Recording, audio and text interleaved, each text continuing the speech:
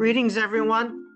I'm Stephen Kotkin, the director of the Hoover History Lab, and we're thrilled to be able to present our latest book talk, World Enemy #1 by the great Johann Hellbeck from Rutgers University. I first met Professor Hellbeck when he was a PhD student at Columbia University in the Harriman Institute. He was the Paskrobyshev, or the front person, in the office of Professor Leopold Haemsen, who was, of course, an institution at Columbia and in the field more generally. Johann completed a brilliant dissertation at Columbia and then was swept into power almost immediately thereafter, and has produced numerous really important books. One on subjectivity and use of diaries as sources, really valuable work in a field that's largely dependent on the archival record produced by the Soviet state. In addition, he wrote a thrilling book about Stalingrad, and now he's returned to World War II with an epic discussion of what was at stake, with the motivations and what was at stake and what the results were. We will have Professor Hellbeck make a presentation, and then we'll launch into a discussion. Ladies and gentlemen, warm welcome, Professor Johann Hellbeck, Rutgers University, World Enemy #1. Thank you so much, Stephen. Your reference to Paskovyshev took me by surprise. It probably shouldn't, coming from a Stalin biographer. But I just want to say that Stephen Kotkin has been, ever since the early 1990s, my intellectual lodestar. So it's a special honor to present here in this forum. Let me share the screen. Okay, World Enemy #1. My book illuminates Nazism's rise to power and Nazi Germany's 12-year trajectory of imperial conquest, racial annihilation, and self-immolation through the lenses of a Soviet specialist.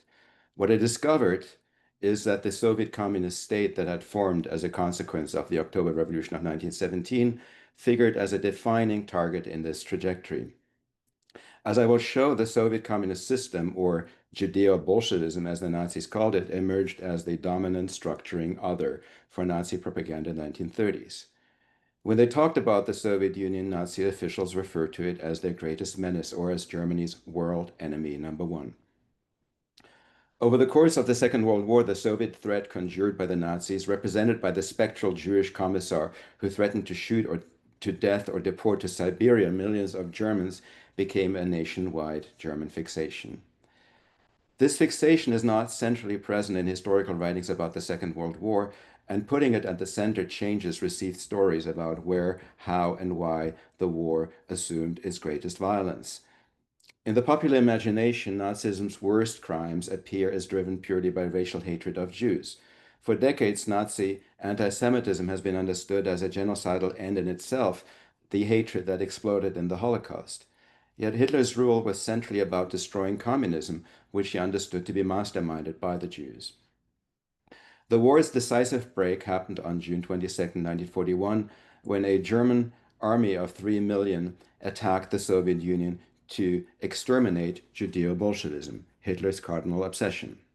While the Nazis at the time were tormenting and persecuting Jews throughout Europe, they slated for immediate destruction all Soviet Jews, presuming them to be carriers of the Bolshevik system.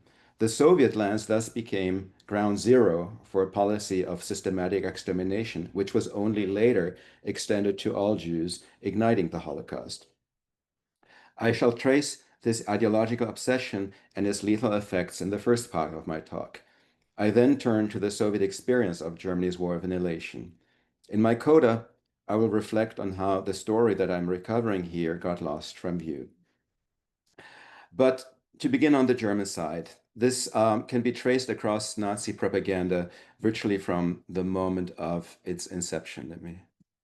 So here, this sentence, in Bolshevism, we have to regard Jewry's 20th century attempt to rule the world. This is a sentence from Adolf Hitler's Mein Kampf, and I chose this as my point of inception, even though I could have started earlier. I might have wanted to start with the Russian Civil War and how the stories from the Russian Civil War came to the Nazis and to Hitler and were owned up to him to actually make anti-Judeo-Bolshevism into his central ideological core. But this sentence says it all, that uh, Hitler's animus was against Jews, but the 20th century version of his idea of Jewish conspiracy was essentially the Bolshevik version. And this was antithetical to the Nazi faith and had to be destroyed. This sentence was so important that it actually appeared as a standalone slogan after Germany attacked the Soviet Union. So you actually see this here as the weekly slogan of the Nazi Party. The Nazis gained popularity and seats in parliament on account of their virulent anti-communism, and anti-communism that was always anti-Jewish. You can see this to the right on this photograph of one of the first Nuremberg rallies, 1926. By Nazi standards, a very modest rally. Later, hundreds of thousands of people would come to each annual party rally. Marxism must die. You also see this imprinted on the Nazi campaign poster for the 1928 parliament elections. Marxism dies so that socialism lives. Please note the yellow Jewish star written inside the red Soviet star. And I want to emphasize that this propaganda is not just for outward consumption, but also a matter of deep conviction. So 1928 is the time when the Nazi Party had its first breakthrough moment, uh, uh, earning them 12 seats in parliament. And Hermann Goering, the ace pilot from the First World War, was one of the 12 deputies. And he takes his wife, Karin Goering, to the Reichstag, to the German parliament, for the inaugural session of the new parliament. And she writes to her mother about what she saw. And she's struck especially by the appearance of the communist deputies in the Reichstag. And she writes about them: they were all wearing uniforms adorned with the Star of David, that is, the Soviet star. So in her mind, in fact, the Star of David and the Soviet star were interchangeable, or basically one and the same. Here is another poster that shortly predates Hitler's assumption of power, his appointment as chancellor in late January 1933. This was a poster for a nominally very small regional election in the German mini-state of Lippe. However, the stakes were enormous for the Nazi parties because they had just dipped in the electoral polls after rising to fame and to influence in the year before, and so a lot of resources were poured into this small regional election, and the stakes were made very, very clear. This way or that way, the stern Nordic, upright, bright German way, or the crooked, unstable Bolshevik, Jewish Bolshevik way. The poster actually did not mention Bolshevism or Jewish Bolshevism in the caption, but clearly this was a choice. This was represented as a choice, or presented as a choice, between Germany and the Soviet Jewish system. The fear of communism that the Nazis conjured throughout the 1920s and early 1930s swept them into power in January 1933 and gave them license to crack down on the political left and lock up more than 100,000 German communists in concentration camps created for that purpose. On the strength of this fear, a majority of the remaining deputies in the German parliament passed the Enabling Act, giving Hitler's cabinet the power to legislate without parliamentary interference. Hitler quickly moved to secure the loyalty of the armed forces. Just days after taking office, he met with 100 top generals of the German army. Many arrived regarding the new chancellor as a grandstanding upstart. But by evening's end, after a 2-hour speech promising to completely annihilate, his words, the political left and restore the army's preeminence, Hitler had won them over. The fear of internal subversion became the foundation of national unity. In short order, the Nazi government directed its campaign against Jewish Bolshevism outward, targeting the Soviet Union. Large so-called anti-Bolshevik shows toured German cities during the 1930s.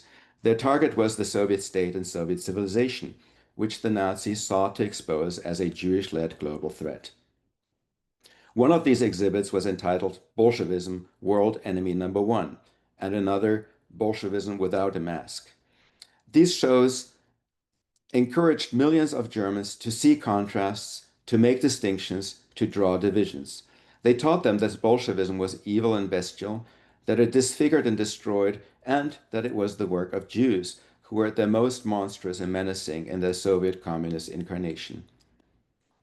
As they toured the exhibits, spectators were encouraged to see themselves as members of a regenerated and superior Germanic race pitted in an existential struggle against a murderous Eastern foe. This or that, the election poster from January 1933, had turned into an extended show that the Nazis used to mobilize the population across Germany. Now, in databases, especially Austrian databases, which are not shy to actually showcase all the Nazi publications and make them searchable, not the case in Germany, um, I can trace this term, world enemy number one, and its Bolshevik referent through June 1939, before it goes from view until it reappears in the summer of 1941. And the reason, of course, is Nazi Germany's rapprochement with the Kremlin in the wake of the Munich conference after the defeat of the Popular Front policy that the Soviets had chosen to contain Nazism. This pact was tactical and it was meant to be short-lived. It was not meant to last for 10 years in the eyes of both partners who concluded this pact. Hitler made this eminently clear even before he had his foreign minister Joachim von Ribbentrop sign the treaty. Quote, everything I undertake, everything I undertake is directed against Russia. If the West is too stupid and blind to grasp this, then I shall be compelled to come to an agreement with the Russians, beat the West, and after its defeat, turn against the Soviet Union with all my forces. Hitler said this to the League of Nations Commissioner for the Free City of Danzig, the Swiss diplomat von Burkhardt, who actually was so found this so improbable that he omitted this sentence from his report to French and British diplomats after speaking to Hitler, and only in 1941 was Burkhardt reminded of this sentence. The pact you see, in the center of this slide, you see the map of Poland with the thick black line marking the division alongside the signatures of Stalin and Ribbentrop. This pact, made Poland into two parts, German and Soviet annexed. And as far as the German side was concerned, the lethality of German actions primarily targeted ethnic Poles, not Jews. This, however, did not spare the 1.7 million Jews who fell into German hands from immediate violence and mounting misery. Trailing the Wehrmacht, security police head Reinhard Heydrich and his task forces proceeded extremely brutally in several towns. Their commanders burned down synagogues and executed male Jews. This deliberate use of fear and terror, this is a quote, followed Heydrich's directives to encourage Jewish flight to regions in eastern Poland that the Germans did not seek to occupy. German violence against Polish Jews in the early weeks of the campaign peaked in places close to the German-Soviet demarcation line. Forcible Jewish resettlement remained high on the agenda of SS officials in the Office for Jewish Immigration. In January 1940, the Berlin office contacted the Soviet government with a bold request to accept all Jews presently under German rule, altogether more than 2 million people. The letter specifically mentioned Western Ukraine and the autonomous region of Birobidzhan, which you also see on one of the maps here, as potential areas of Jewish resettlement. But the Kremlin quickly turned down the proposal, fearing the expellees might become a fifth column. Germany's victory over France in June 1940 opened up the possibility of another destination for Poland's Jews, the French colony of Madagascar.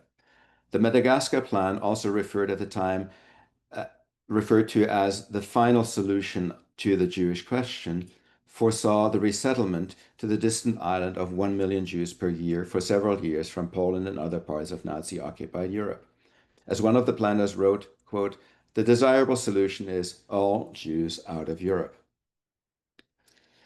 Even as the fate of Jews in Poland and Germany at the time grew increasingly dire, I argue against the prevailing step-by-step reading in Holocaust scholarship, which features the Nazi assumption of power, 1933, the Nuremberg race laws, 1935, Kristallnacht, 1938, Germany's attack on Poland, 1939, the creation of the Auschwitz-Birkenau death camp, 1941, and the Wannsee Conference, 1942, as decisive markers.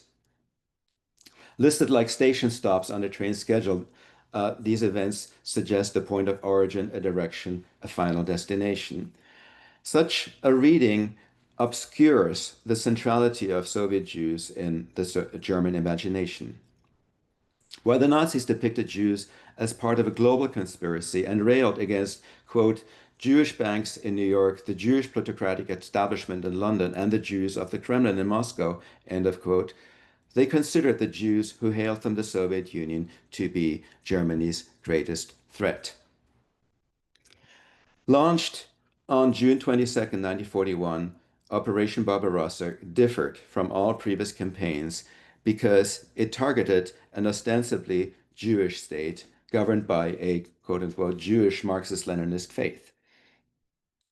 As supposed operatives of world communism, Soviet Jews were believed to wield political clout in ways other Jews and racial aliens did not. Germany's attack on the Soviet Union just thus marked the pivotal moment when German security forces instituted a system of mass murder to kill all Soviet Jews. I don't have the time to unfold this dynamic in detail here, but I want to just remark how important it is to see that the gaze of Germans was prepared as they entered the Soviet Union in 1941. They were prepared by the Nazi propaganda from the 1930s that I've just shown you. Or put differently, the conquered areas of the Soviet Union turned into an exhibit ground for the invading soldiers. And this can be shown especially in cities in the western borderlands of the Soviet Union, those lands that you see on the map here to the left that had been forcibly annexed by the Soviet Union in 1939.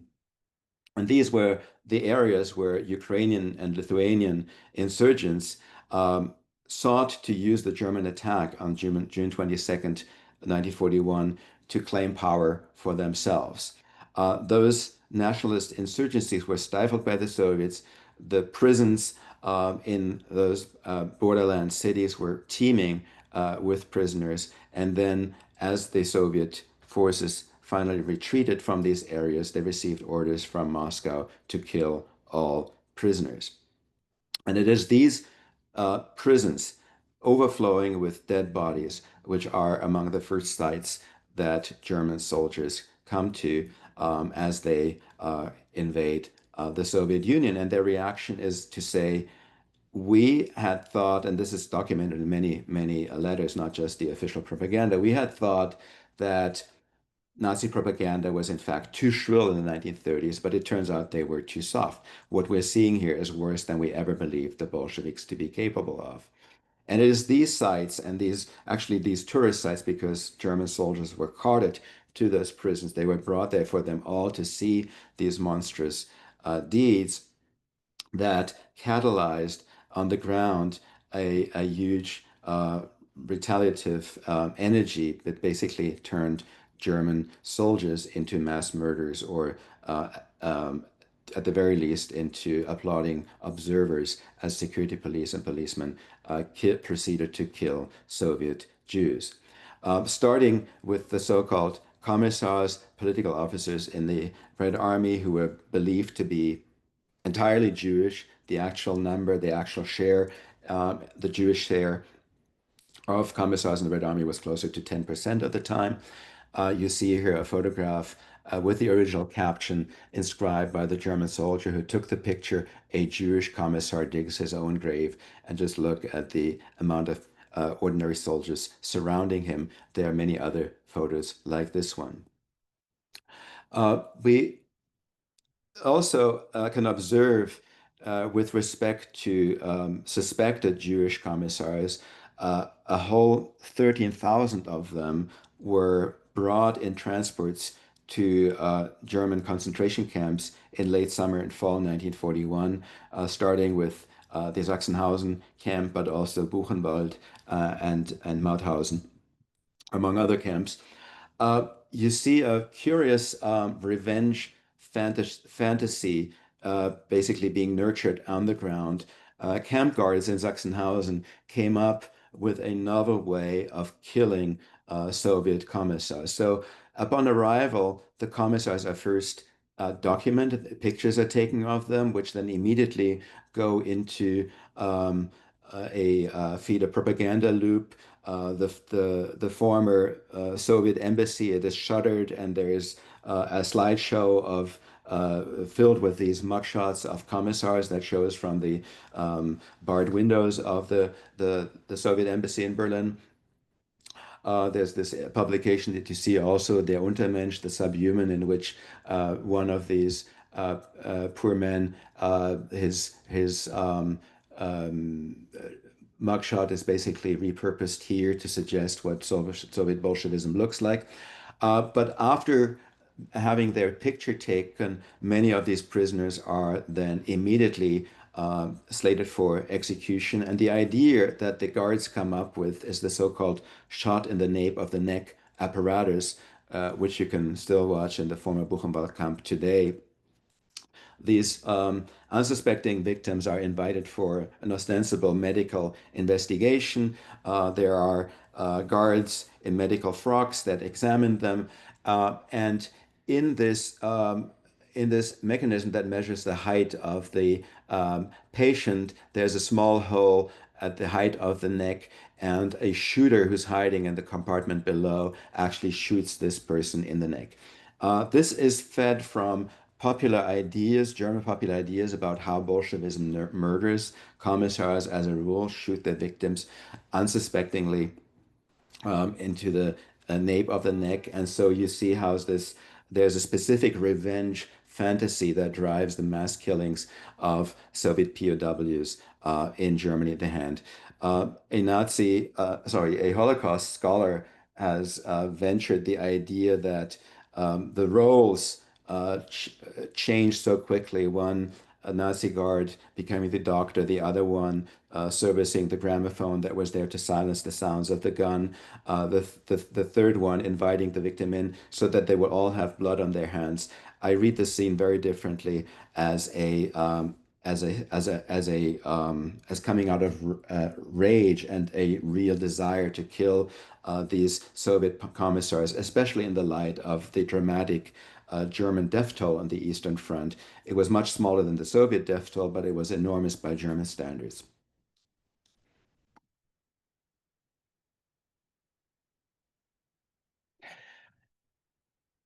But extending past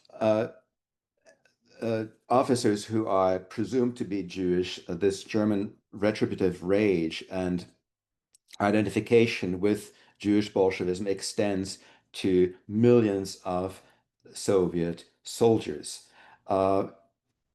With some exceptions, some soldiers who then, after falling into German hands, claim that they're Ukrainians, may receive more lenient treatment and may actually be liberated. But those who are actually identified as ethnic Russians very rarely are being let out and are more often identified as inveterate Bolsheviks. These here are stills from the the German newsreel in summer 1941, and you see the captions here are some mean-looking examples of these subhuman Bolsheviks. Stalin ordered them to overrun Europe and to turn order and culture into death and destruction. The German camera view oscillates between these racializing mugshots and then totalizing frames that essentially cast these people as less than human, as more locusts and insect-like as a mass. And indeed, the propaganda is very open about its annihilatory aims. And this here is a photo montage from late 1941 that proclaims 7 to 8 million Soviets annihilated. The number is actually quite on the mark because by this time, um, um, upward of 4 million soldiers had been killed or wounded on the battlefield, and uh, close to 3 million had fallen into German captivity. Of those 3 million, 2 million would actually be dead by February 1942. Now, this campaign has as its central target, the Soviet system, but it extends from the Soviet Union and it radiates out west after the Einsatzgruppen commandos that you see here with these arrows invade the Soviet Union. The lethal energy then actually travels outward to the west. And I want to give two examples that support how the mass murder of the Soviet Jews be extended into the murder of the Jews of Europe, who, in my reading, were being refracted as fellow Bolsheviks. They were being Bolshevized.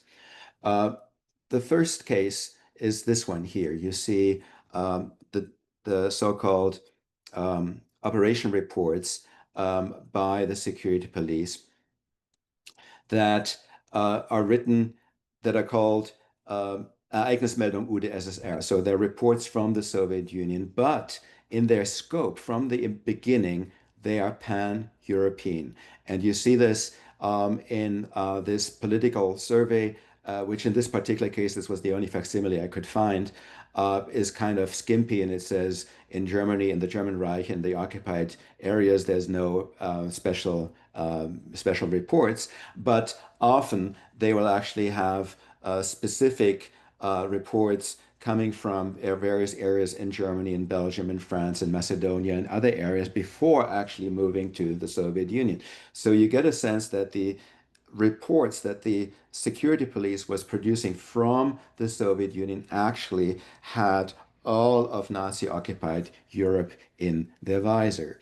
And this nexus is made very clear by Chief of Armed Forces High Command Wilhelm Keitel, who in September 1941 proclaims that all communist uprisings, including the apparently trivial isolated incidents in areas which up to now have been otherwise quiet, were in fact, and this is underlined by him, a mass movement centrally directed by Moscow. The other instance I want to provide is the introduction of the yellow star um, as a mandatory sign for Jews in Germany. The yellow star was introduced in early September 1941, and the justification in the Nazi press given for it were the gruesome murders in the western borderlands of the Soviet Union.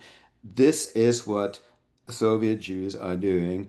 And we now know that Jews in Germany and elsewhere are actually their allies. They're secretly listening to the BBC that is reporting about Soviet resistance. They're trying to listen to Radio Moscow. These are all now Stalin allies, and they have to be marked as enemies. And so the status of Jews in Germany moved from a racial alien to a political enemy. And that status Soviet Jews always had in the first place.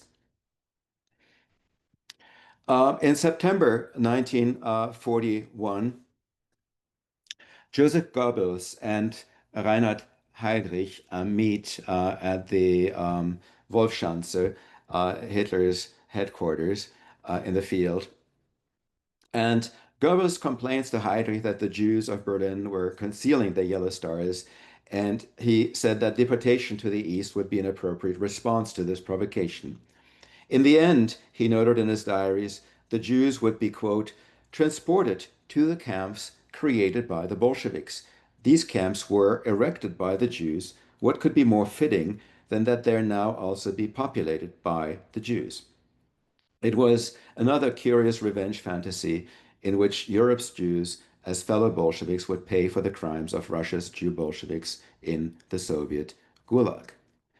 And this theme also drove the so-called Wannsee Conference convened by Heydrich in January 1942, uh, where Heydrich tells the assembled ministerial officials that he had been appointed delegate for the preparations for the final solution of the Jewish question in Europe. His security police had assumed, quote unquote, official central handling of this process without regard to geographic borders. At stake were the lives of approximately 11 million Jews, and you see the table here. Of them, the largest share of Europe Jews were in the USSR, 5 million, with almost 3 million of them living in Ukraine, the second highest concentration in the general government, was with upwards of 2 million Jews. In conversations shortly before and after the Wannsee Conference, Heydrich was more specific, talking of the creation of massive concentration camps in the Polar Sea region of the USSR. The camps were to be formed within a newly created territorial entity called North Russia, West Siberia, which the SS would run. It is just then, in winter 1941-42, that another travel exhibit opened, first in Vienna before going on to Berlin, entitled The Soviet Paradise. This exhibit differed from previous ones in one respect. By now, German soldiers were deep inside the Soviet Union, making it possible, as the organizers stressed, to put a great amount of quote unquote original material on display, which included captured Soviet weapons, which were to evoke both the strength of the Soviet military and the fact that it could be defeated. A captured heavy Soviet tank rattled through the streets of Vienna and Berlin to advertise the exhibit, causing a stir. On the exhibit ground stood a decapitated Lenin statue that had been brought from Minsk to illustrate the transience of Bolshevik rule. In the style of a colonial show, the exhibit staged an ensemble of poorly furnished barracks and earthen dwellings, complete with life-size dolls clothed in rags to expose daily life in the Soviet state as miserable.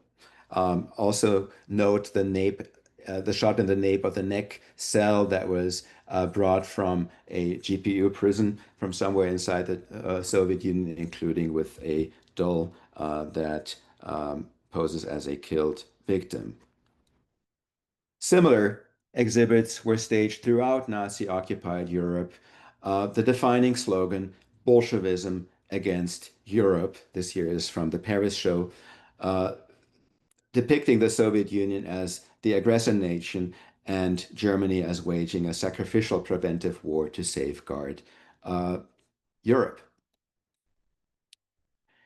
Now, shifting sides, we see that the German way of war, which was predicated on the specter of the all-menacing Jewish Bolshevik enemy, reshaped Soviet society.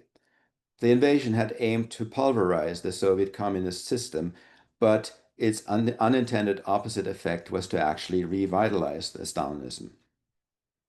I'm drawing here on several hundred oral histories conducted in the immediate aftermath of Nazi occupation of Soviet territories, as well as on wartime diaries kept by people who lived under German occupation. One of them is depicted here, Lev Nikolaev, a medical doctor from Kharkiv.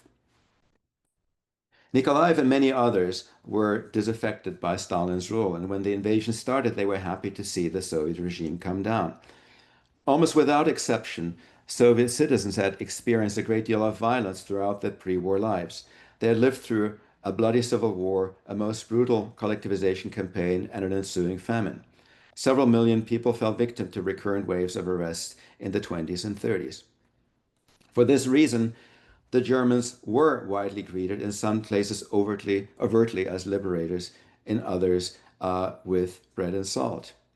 The Germans had occupied large parts of Ukraine in 1918. They were remembered as harsh but also cultivated. But the reality of Nazi occupation shattered the image of the good German and prompted people on the ground to reassess their relationship to the Soviet state. The pre-war Soviet regime rivaled Nazi Germany in its ruthless persecution of perceived enemies, but unlike Germany, it did not glorify its repressive acts. Stalin's police agents carried out arrests under cloak of darkness, raiding apartments of presumed counter-revolutionaries at night. By contrast, the Germans staged their reckonings with Judeo-Bolshevism in broad daylight for everyone to see. Nazi commanders summoned townspeople and villagers to watch executions of suspected bandits, and they left the bodies of the deceased hanging for weeks. These shocking deeds, compounded by plunder, destruction, and untold humiliations inflicted on locals who were reduced to servants, slaves, or prostitutes, prompted even erstwhile critics of the communist regime to re-examine their commitments. A newly discovered Soviet identity thrived in the occupied territories. The changing fortunes on the battlefields of the Eastern Front accelerated its formation, but they didn't necessarily cause it. And that's illustrated in a bitter joke that circulated in Ukraine in 1942. What was Stalin unable to achieve in 24 years and Hitler in one? That we started to like Soviet rule. So this is essentially the ground level, or from my reading of diaries and interviews from people who lived through German occupation.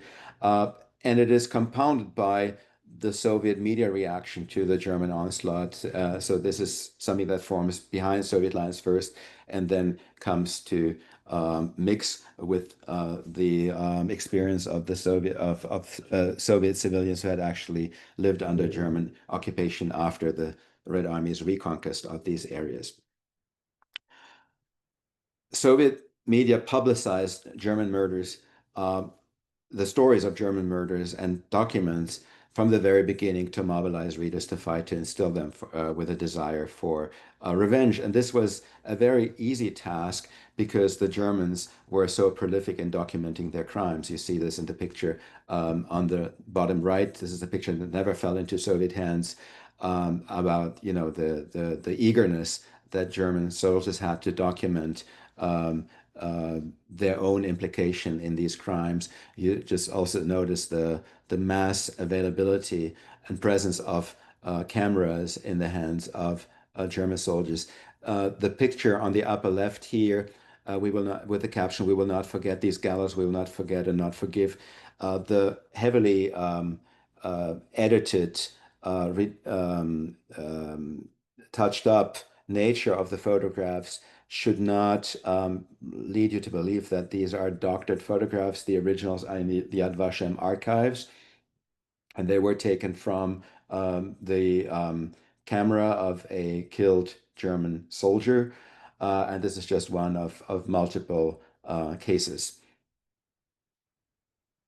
Such atrocity of footage is absolutely integral to the Soviet liberation script, as I call it, which kicks in after the Red Army retakes territory previously under Nazi rule, by indicting German fascism and defining the Soviet system as its structural other. This here is a still image from the documentary film The Rout of the German Troops Near Moscow, that then was also translated and brought to US movie halls in 1942 as Moscow Strikes Back, a film that also won the Oscar as Best Foreign Film in 1943.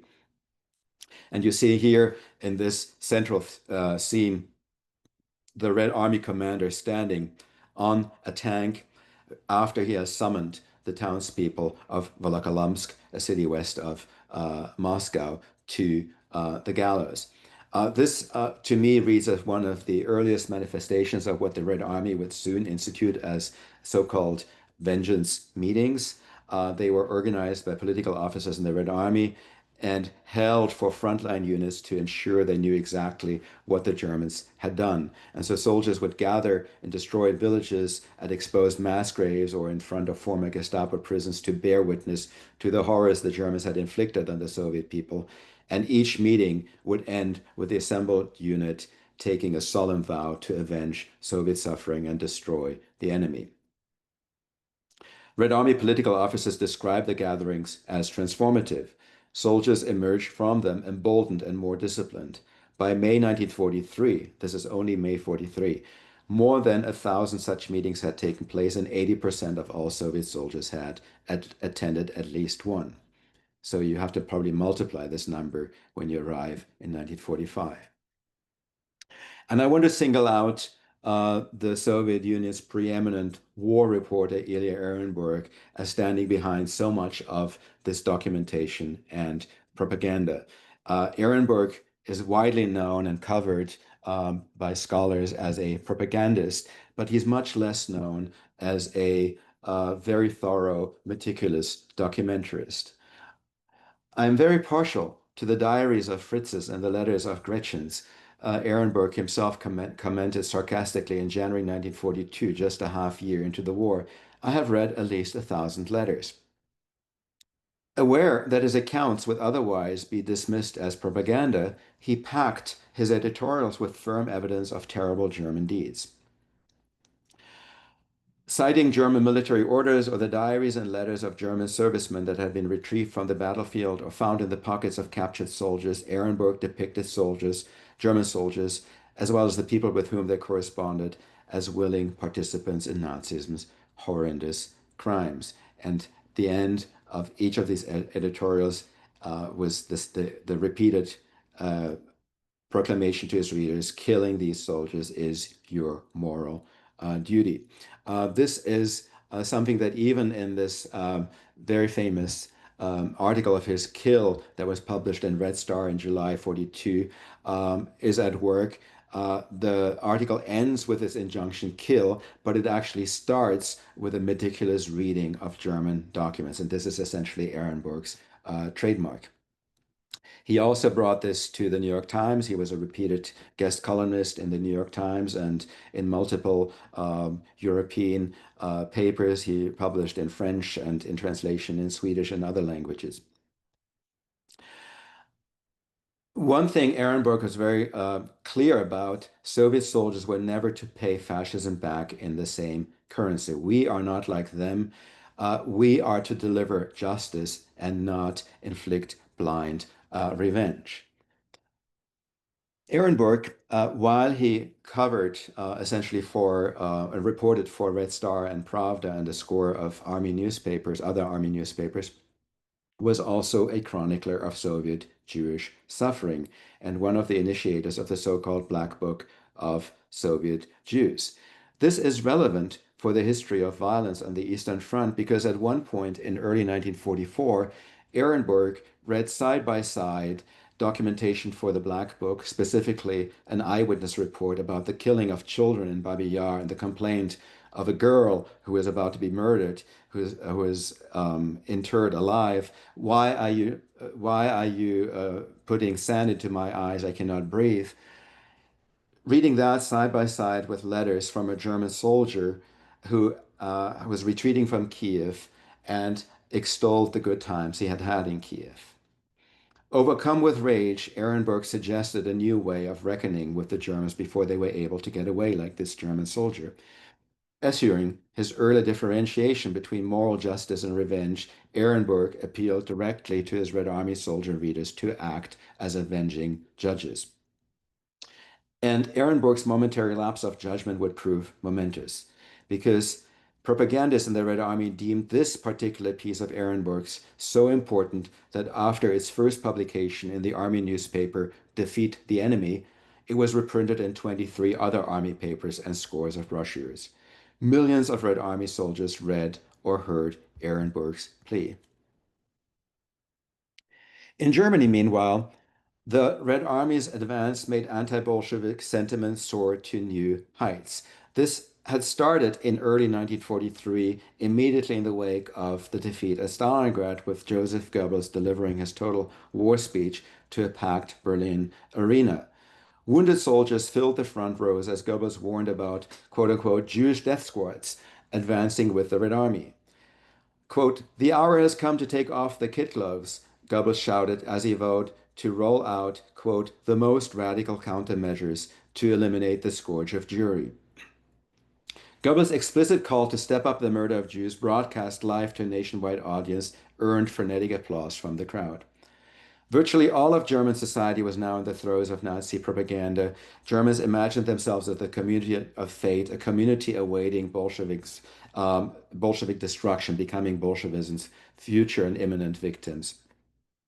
Fear and hatred of Russians gripped most of the nation as Hitler predicted that the fate of all Germans would be destruction, rape, and slavery, with, quote, immense columns of men treating their way to the Siberian tundra unless they stepped up their war effort. And you see here in this picture how the image of one of the suspected Jewish commissars is now being recycled for the end of this campaign. You actually see also the consistency of images throughout the years of the war. Indeed, the Soviet winter campaign into Germany's eastern provinces unleashed a rampage that had no precedent in the history of the Red Army.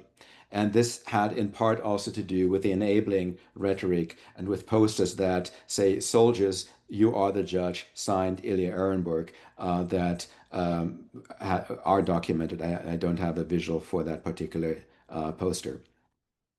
No region between the Memo River and Upper Silesia remained untouched by Soviet soldiers marauding, raping, and murdering. The violent deeds were extensively documented, not only by German survivors, but by Soviet observers as well. But as the Red Army marched through Europe, their destruction was greater in some areas than in others. The vast difference in the scale of violence owed to the sharp distinctions Soviet soldiers made between friendly soil and enemy soil. No place was more reviled than Germany. It is also striking how Soviet perpetrators or witnesses of these actions repeatedly referred to the prior violence committed by the Germans in order to justify their own acts of violence against them. As we compare Soviet and German acts of violence toward the enemy, the differences between the respective political and military regimes come out. When invading the Soviet Union, the German army leadership had urged its soldiers to kill civilians almost indiscriminately. Anyone who posed even the slightest danger was to be shot on the spot. These were orders from above. The Soviet army leadership, by contrast, tried in 1944 and 1945 to curb violence within its own ranks, often in vain. This violence boiled up from below, and it was fueled by detailed Soviet knowledge of German atrocities. Practically every Red Army soldier, as wartime sources show, was led past sites of German war crimes during the advance westward. Millions of them were familiar with the names Majdanek or Auschwitz. We also know, incidentally, that American soldiers who liberated German forced labor camps were filled with such hatred toward the Germans that they too subsequently committed acts of violence against German civilians. The Soviet witnessing of German crimes, however, was incomparably greater than the American one. The great suffering and immense hatred of Soviet soldiers toward the enemy helps to explain why the Allied armies, as they closed into Germany from east and the west, treated the German population so differently. And yet, this cannot justify the pain and destruction that the Soviet Red Army soldiers brought upon countless German civilians. In the war's immediate aftermath, world attention registered important contours of the story that I have told you. On February 19, 1946, Soviet prosecutors at the International Military Tribunal in Nuremberg concluded their indictment of German war crimes against Soviet citizens with the screening of a motion picture that dwarfed all the atrocities brought to the fore by the other Allied powers in the preceding months of the trial.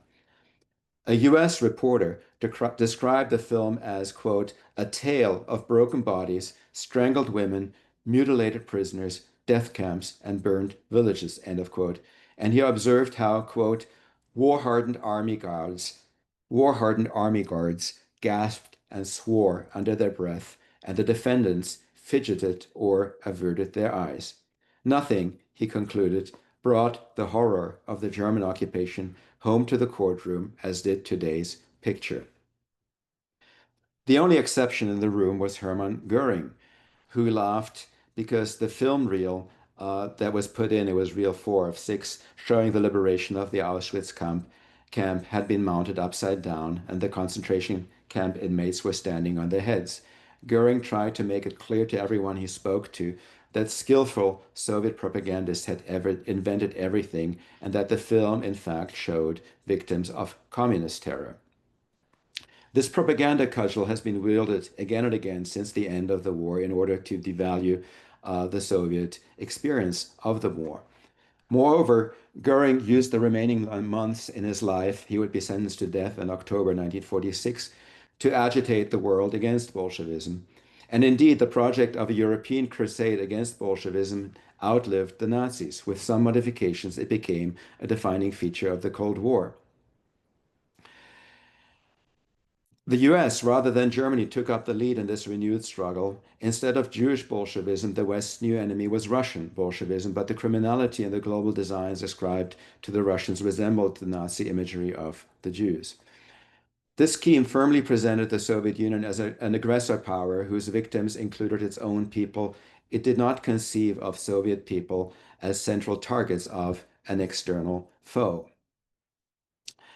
Many of you, I presume, have been to the US Holocaust Memorial Museum in Washington, D.C., and you may remember that upon admission to the permanent exhibit on the Holocaust, you received a randomly chosen ID card printed with a photograph and personal history of a victim, a Jew, a homosexual, a Jehovah's Witness, or a Gentile.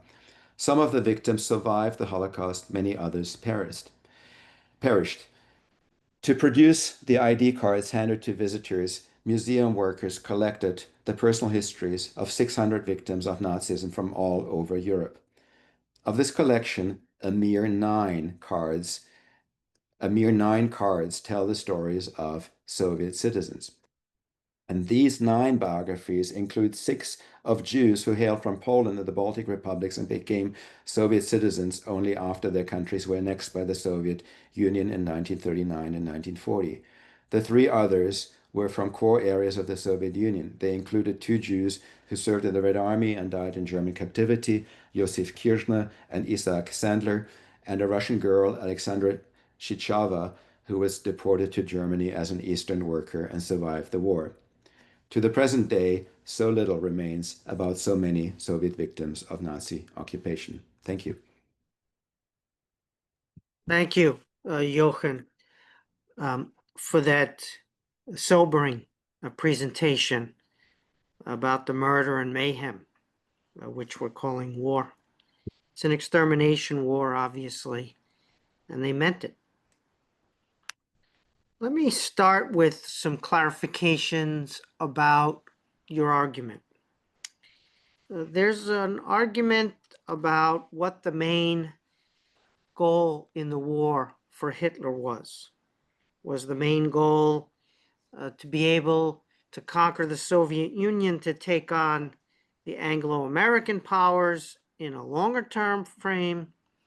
Or was the main goal predominantly, if not exclusively, just destruction of this Jewish Bolshevism, as you called it properly, in the East? In other words, when we talk about the war aims of Hitler's regime, his personalist regime, is this a part of a larger story, or is this the story itself? Which argument are you making, and help us navigate Yes, this literature? yes. It's undoubtedly part of a larger story, and I don't want to make an argument that this is the exclusive story and everything else is reduced to a sideshow. That would be absurd. Um, Clearly, raw materials, resources, colonial ground, essentially, the economic dimension to the war figured very, very centrally in Hitler's thinking. However, the argument that I want to make is that throughout all of this, and throughout, even if we include all the different directions and objectives, Soviet Jews as Jew communists in the Nazi imagination had a special place. And it was this special place that explains why and how we still call the Holocaust. I mean, I'm okay with the name Holocaust, except that I think it needs to be rethought in terms of who were its central targets. All of that started on occupied Soviet ground for that particular reason, irrespective of the fact that Hitler, needed oil from Grozny and Baku, and that he wanted the coal from the Donbass and all these other things. Right. So, uh, in discussing the Holocaust, we have a bunch of arguments about um, its origin. Was it something that we date to Mein Kampf, those dictations that Hitler made in prison in the 1920s? Is it something that evolved over time and became more and more radical? And if it did become more and more radical, was that a result of circumstance, or was that a result of opportunity or of ideology? So if the war is central and the Holocaust is central to the war, what are you arguing vis-a-vis the Holocaust literature about the origins, motivations, radicalization story on the Holocaust side? You know the debates really well, and tell us how you're situating yourself vis-a-vis those debates. Yeah. So it is clear that in recent year, the Holocaust studies has moved more and more its focus into the years of the war, understanding that war and genocide kind of implicate each other. And this is something that I generally also subscribe to. However, it seems to me still that a lot of scholars infer from early violence against Jews, rhetorical violence, physical violence, expulsion, some murders, a mass murderous objective that I am cautious to see, or I that I interrogate in my work, because it seems to me that this mass lethal objective is from the get-go reserved uh, for communists, especially Soviet communists. Um, and it is then with the invasion of the Soviet Union that also has all these other objectives in mind, the raw materials, the colonial ground, that this um, mass murderous um, regime kicks in, which is so central to my story because it is also these mass murders that on the Soviet side catalyze a people's war, you could say. It is not Stalin himself who does it. It's actually the German themselves that um, make very clear to to people on the ground in the Soviet Union, whether they live in occupied ground or behind the lines, what is their future fate, unless they act against this. So So the Holocaust is something that's possible, but it's not something that's predetermined before the wartime situation and the combination of opportunity and radicalization. Is that what I just understood you to say? it is possible, but it is also it is already clearly mapped out. So the Stürmer, one of the worst anti-Semitic newspapers in 1939 writes very clearly, we will soon exterminate all Bolshevism and kill all the Soviet Jews. So there is a very clear, open, lethal intention Yeah. toward the Soviet enemy, that is a lethal intention that I'm not seeing, that I'm struggle to seeing with respect to Jews who are not identified as communists. Right. Okay. Understood. And so now, if we think about these debates in Germany, your book came out first in German translation. You're of German origin, but you wrote the book in English, and you've been working in the U.S. since the PhD days. I should say that when I was growing up, the British invaded German history, and German history was done not solely by the British, but by many British academics who gained prominence, both Imperial Germany and Nazi Germany. And what we had in the Soviet field was many Germans came into the Soviet field very prominently, of course, some based in Germany and many based in the United States. Our friend, the dearly departed Jan Plomper, for example, tremendous contributions. Yourself, my own student here at Hoover, Friedrich Aschenfeld, who's now on the faculty here. And one can mention many others, including the ones back in Germany, whether Boborowski or others you might prefer to mention. And so the book comes out several months ago now in German translation first, actually, before the English edition. And there is this very substantial community over 25 good years of Germans writing about Soviet affairs. We can all pick our favorites again, and I don't want to leave anybody out because there are so many and they're so good. I mean, I have the Soviet Century right here behind me on the bookshelf that's almost visible, right? So tell us about the reaction, if any, in Germany to the book's appearance in February already.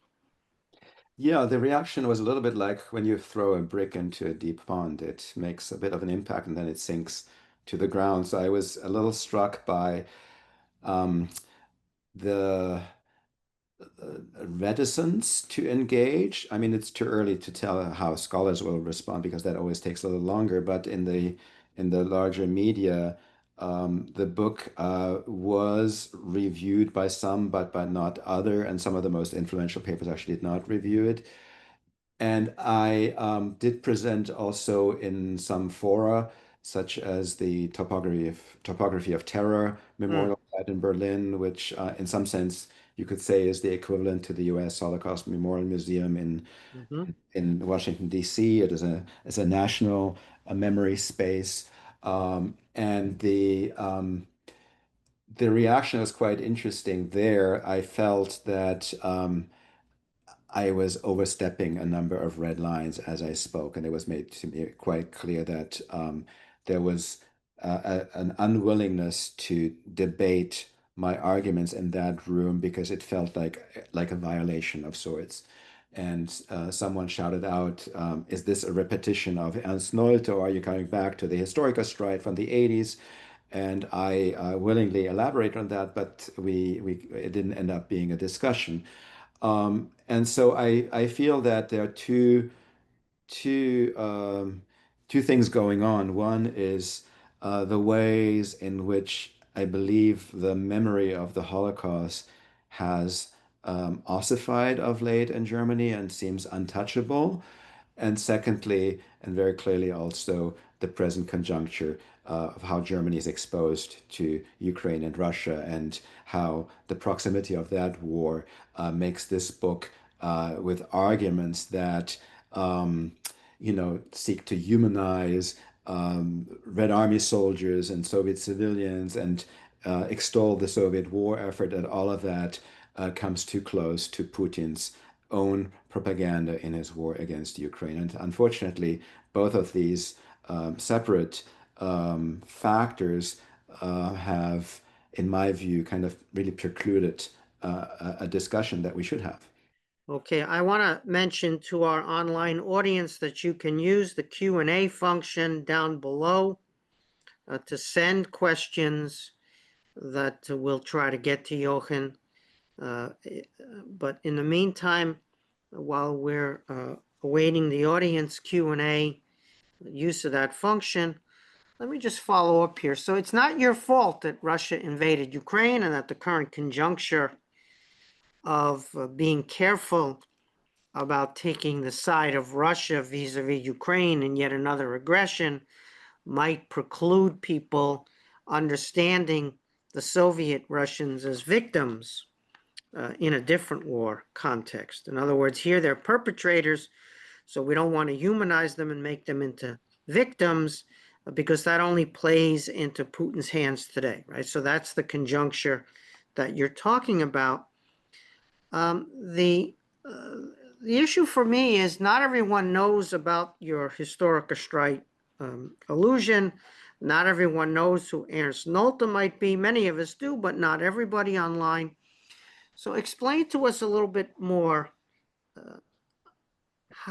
what that was, that 1980s debate, the fight among the historians or debate among the historians, and what the main arguments were in that debate, and therefore how you fit or don't fit into that debate, because people don't want to return to that debate by taking up some of your arguments.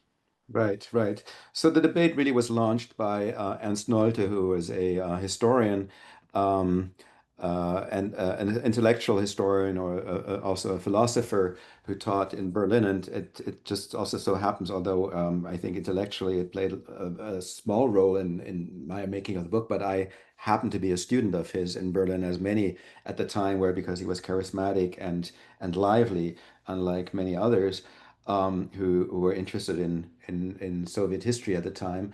And so he published this article in Frankfurter Allgemeine Zeitung that essentially sent this debate going, arguing that the Soviet Gulag had caused Auschwitz, that in other words, Right. the Soviet crimes and the Soviet threat, the Bolshevik threat to the entire world had, in some sense, was the logical precursor to Hitler and provided a degree of justification to Nazism. He calls that Nazism's rational core, the response to the Soviet provocation to murder 30 million European bourgeois people.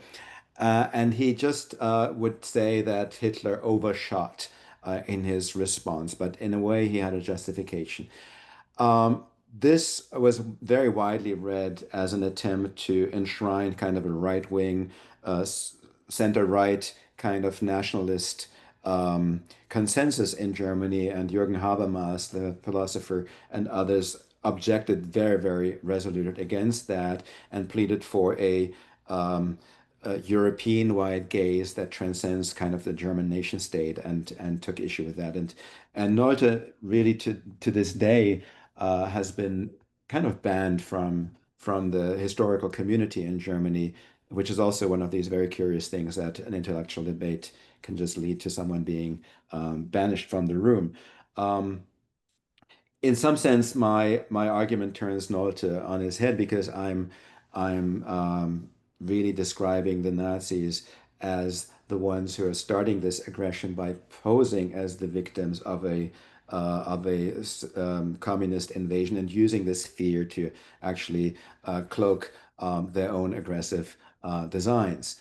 Um, there are others, Arno Mayer in the 1980s, at the very same time, but completely disconnected from Nolte, produced a wonderful book, I mean, a wonderfully provocative book, Why Did the Heavens Not Darken, Mhm. which actually, uh, to some extent, resembles my own book by tracing, the virulent Nazi anti-communism. For some reason, though, um, Mayer disconnects anti-communism from anti-Semitism, and he basically says that only after their attempt to destroy the communist system failed did the Nazis take revenge on the Jews, as if these were two separate entities, and that's where I disagree with him. But that is, in some sense, a bit of the intellectual prehistory of this book. Right. So your clarification or your intervention in the argument would be to say that it's this fusion of anti-communism and anti-Semitism that constitutes the core motivation as well as rationale for the invasion and for the murderous behavior, so that to the extent that they're just Jews, it's not enough.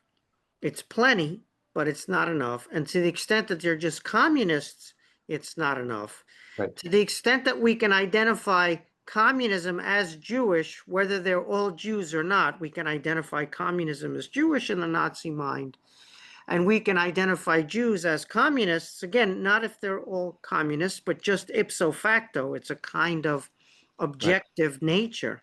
And so the Judaism and the Bolshevism, the Jewish Bolshevism combination with the hyphen, is the phenomenon that your book is addressing itself to in these debates.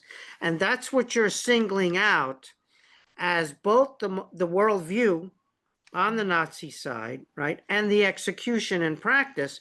So if every communist is a Jew and every Jew is a communist, we're justified in enacting this genocide, even though it backfires on us and consolidates the Soviets against the invasion. Did I get, is that what Yeah, you're doing? you said it better than I could have. Yes. Yeah, okay. I mean, with Let's, perhaps a slight modification that every every Jew is a sufficient kind of representative of Judeo Bolshevism, whereas every communist is a necessary but not sufficient. okay, Because they did leave communists alive who were not Jewish, and they would murder any Jew. right, okay, fair point. All right. We have some questions from the audience about how the Soviet leadership understood the character of National Socialism up through 1941.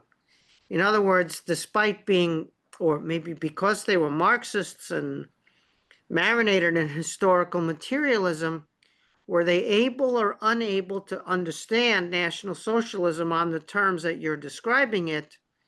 Or did they have some understanding of what National Socialism was before 1941 and experiencing it firsthand? They did have ample experience of National Socialism. Unfortunately, some of the most experienced observers, some of the most knowledgeable observers of Nazism in the Soviet Union would be killed by 37 or 38.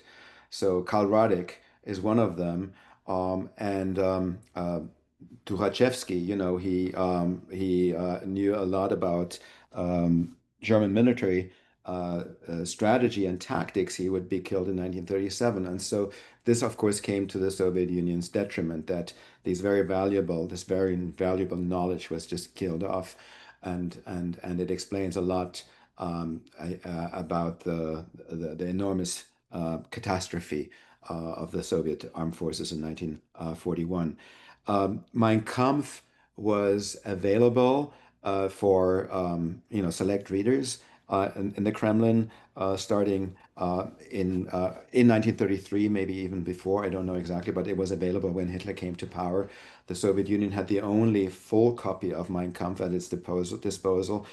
English and French translations were so-called polite translations that had actually Mhm. removed some of the more extreme Nazi statements, but everything that Nazism or that Hitler intended to do in the East was fully available to the Soviet Union. And Hitler's first speech to the assembled generals that I mentioned in my presentation was actually brought to the Comintern's desk within less than 14 days after he had given it, courtesy of informants that included two of the daughters of the head of the general staff who were communists and had brought it had cabled that to Moscow. So in that speech, Hitler was very clear about his design to go against Moscow in the longer run. So the Soviet Union was fully informed. I think the problem, why then did Stalin, in a way, sleep through Germany's attack in 1941?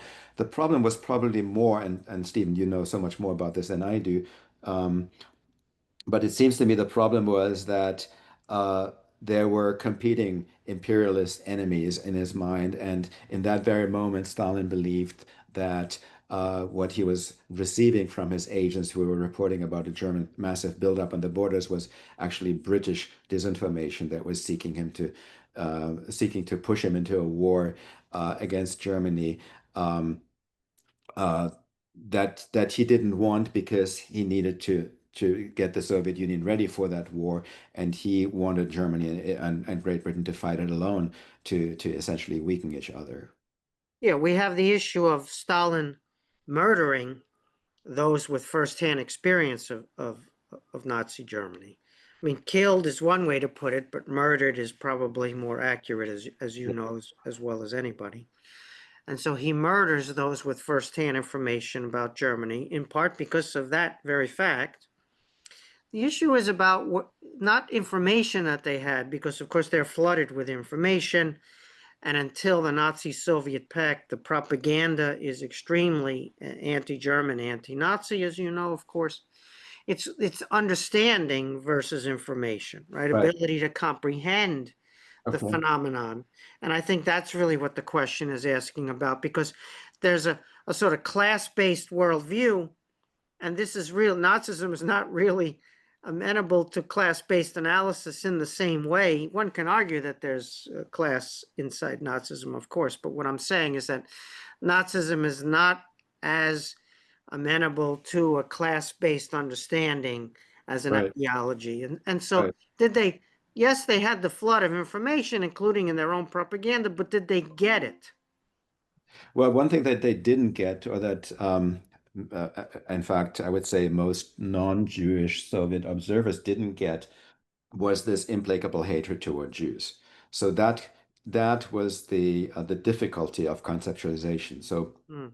the non-Jewish response to this is a system of mass murder that targets all nationalities, that targets the Slavic race, especially. So Slavs were kind of highlighted as a object of extermination, and lots of people struggled with this Jewish component, and just not just because it was politically inopportune to talk about the Soviet Union, but just generally. Um, they they didn't understand why the Nazis are identifying the Soviet Union with Jewish rule, and the fact that the Soviet Union had the criminal code, the Russian criminal code, would penalize you for hate speech, that Mhm. especially was speech, demeaning Jews. In the Nazi imaginary was clear evidence that Soviet rule is Soviet Jewish rule, that they're protecting their own people. And the Soviets themselves did not understand how the Germans or the Nazis could think so. So that disconnect was absolutely fundamental in the beginning, because it also did not lead to a sort of comprehensive evacuation of Jews, etc. And of course, it caused later problems because so many observers were Jewish observers. Ehrenburg was a Jewish observer, and it's very interesting to see how he himself um, seeks to modulate the anti-Jewish thrust with the anti-Soviet thrust and bring those two together. And that essentially is the reason why he still remained alive in the 1950s and didn't fall victim to the anti-Jewish purges of the post-war. Right. Okay. We'll do two more questions. One is about your colleague at Rutgers, Paul Hannebrink, whose earlier book, spectacularly important book on the specter haunting Europe, has some overlap Yes. with your book. Tell us about that dialogue, because Hannebrink was in some ways restoring our understanding of just how deep and fundamental the anti Semitism was inside the Nazi worldview, and just how pervasive it was in Germany, rather than something that some people could have missed and some people. Anyway, talk a little bit about the resonance or the overlap you have with Hannebrink's work, your colleague's work on a specter haunting Europe, and then we'll finish with one more question. Okay. No, I owe a ton to Paul Hannebrink, who's a colleague and a dear friend, because it feels to me that his book, uh, which I read from its inception, um, in some sense enabled me to write my own book. So to that extent, I think we're very much on parallel tracks.